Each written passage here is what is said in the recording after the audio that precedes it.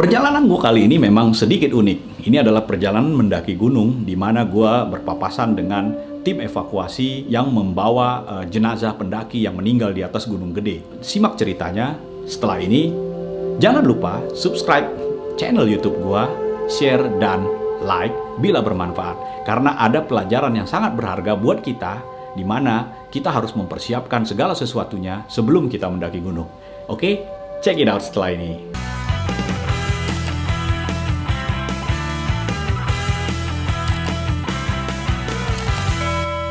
Assalamualaikum warahmatullahi wabarakatuh. Ketemu lagi dengan gua Iksan Wahyudi. Di video kali ini gua akan bercerita tentang petualangan gua di tahun 2014 di bulan November saat gua mendaki Gunung Gede melewati jalur Gunung Putri. Gua agak sedikit kaget. Ternyata banyak temen kantor gua yang ingin ikut mendaki ke Gunung Gede bersama gua kala itu. Dan banyak pendaki pemula yang memang belum pernah mendaki Gunung Gede pengen mendaki bersama. Gue udah menginformasikan juga peralatan-peralatan pendakian gunung standar yang harus dibawa. Pertama seperti sleeping bag, terus jaket, baju ganti, obat-obat pribadi, dan logistik pribadi harus juga dibawa. Selain gue ajak temen kantor gue juga mengajak beberapa temen mendaki gunung gue di kala dulu waktu gue kuliah. Singkat cerita, akhirnya gue berangkat menuju Gunung Gede. Setelah sampai di pos Cipanas, itu hari sudah menjelang pagi, udah dini hari. Dan kami putuskan untuk beristirahat sejenak di salah satu rumah warga. Perjalanan dimulai sekitar jam 9 pagi saat itu.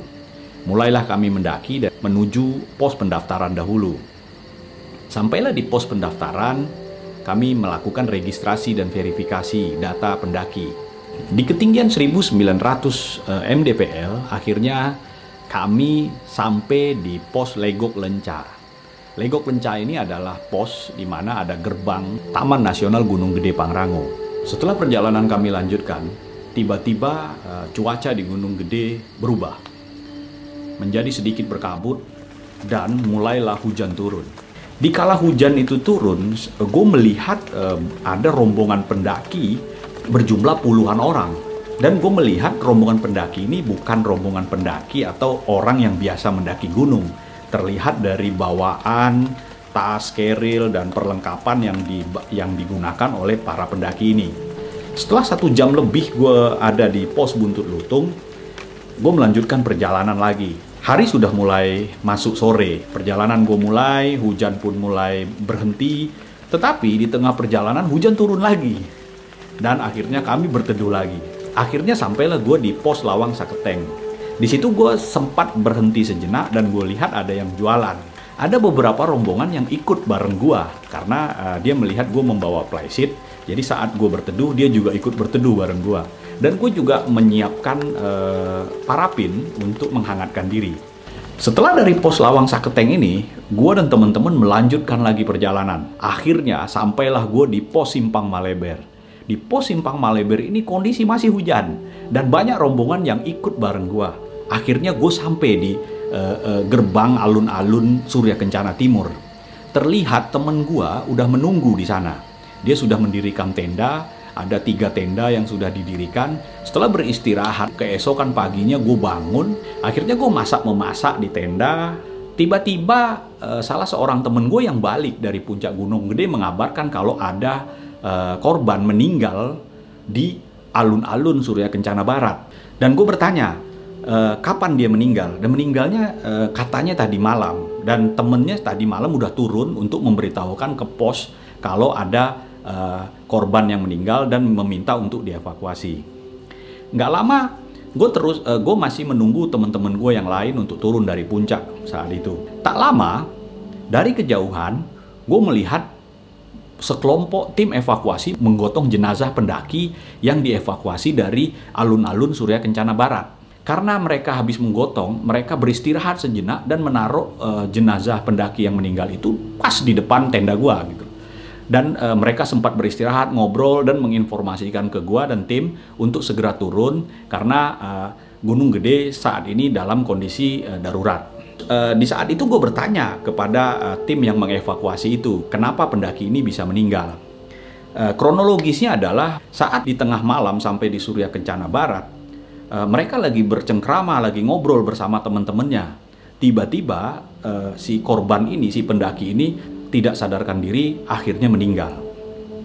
Dan gue bertanya apakah ini serangan jantung atau hipotermia. Tim evakuasi tidak bisa memberikan jawaban yang pasti akibat kematian yang dialami oleh pendaki ini. Terus tim evakuasi itu menjelaskan kalau pendaki ini adalah sekelompok security yang ingin mendaki Gunung Gede saat itu. Dan mereka mempersiapkan peralatan apa adanya, tidak terlalu safety atau tidak melengkapi perlengkapan gunung yang memadai. Sehingga mungkin beberapa anggota mengalami hipotermia atau kondisi badannya tidak dalam kondisi yang sangat prima. Tak lama, si ketua regu dari tim evakuasi ini berkomunikasi kembali dengan pos yang ada di bawah. Dan akhirnya mereka bersepakat untuk menggotong kembali untuk melanjutkan perjalanan turun ke bawah. Sebelum melanjutkan perjalanan turun ke bawah, kembali mereka berpesan kepada gue untuk segera turun. Setelah makan siang, bersiap-siap, akhirnya gue kembali turun lewat jalur Gunung Putri. Gue turun sekitar jam 2 siang saat itu. Sampailah kami di Buntut Lutung kembali dengan situasi yang sudah sangat sore, sudah sangat maghrib dan mulai gelap. Kami beristirahat sebentar di Buntut Lutung, mempersiapkan peralatan penerangan untuk menghadapi situasi gelap. Tiba-tiba hujan turun sangat lebat. Di saat hujan turun sangat lebat itu, kami sudah sampai di perkebunan rakyat atau perkebunan rakyat sekitar. Ada salah satu rumah di sana, gue berteduh dulu sebentar di rumah tersebut karena hujannya sangat lebat sekali. Akhirnya gue melanjutkan perjalanan turun dalam kondisi hujan yang sangat lebat dan kondisi pakaian yang sudah sangat basah dan kuyup. Tak lama gue menjumpai beberapa rombongan gue yang udah nyampe duluan. Dia stay di salah satu warung dan memanggil gue untuk berteduh. Akhirnya gue mengganti baju dan gue meminta ke tukang warung untuk dibuatkan air panas karena gue ingin mandi saat itu supaya kondisi badan gue kembali segar. Setelah beristirahat sejenak, gue juga memberitahukan istri gue kalau gue udah nyampe di bawah dan akhirnya gue pulang. Saat itu sudah menunjukkan jam 8 atau jam 9 malam saat itu. Dan finally gue pulang ke Jakarta. Keesokan harinya gue membaca berita online kalau memang sudah ada korban meninggal mendaki Gunung Gede. Dan di saat di berita tersebut diberitakan kalau korban ini meninggal tidak diketahui penyebabnya, apakah terkena hipotermia atau serangan jantung. Nah, disinilah mungkin perjalanan atau pengalaman yang berharga buat gue, dimana kita juga harus mempersiapkan pendakian, bukan berarti fisik saja yang kita siapkan. Kita juga harus menyiapkan peralatan yang memadai, karena Gunung Gede, terutama Gunung Gede, suhunya juga cukup sangat ekstrim. Karena di saat kondisi yang sangat dingin, Gunung Gede ini bisa mencapai 5 derajat Celcius. Dan ini cukup berbahaya dan bisa mengakibatkan hipotermia. Thank you sudah watching vlog gue kali ini. Ini adalah kisah nyata yang memang gue alami pada saat gue mendaki Gunung Gede saat itu di bulan November di tahun 2014. Ini adalah kisah yang sangat memberikan pelajaran yang berguna buat gue dan buat kawan-kawan semua. Mudah-mudahan selalu berhati-hati jika kita berkegiatan atau mendaki gunung. Oke, thank you for watching my vlog. Stay safe dan assalamualaikum warahmatullahi wabarakatuh. See you until next week.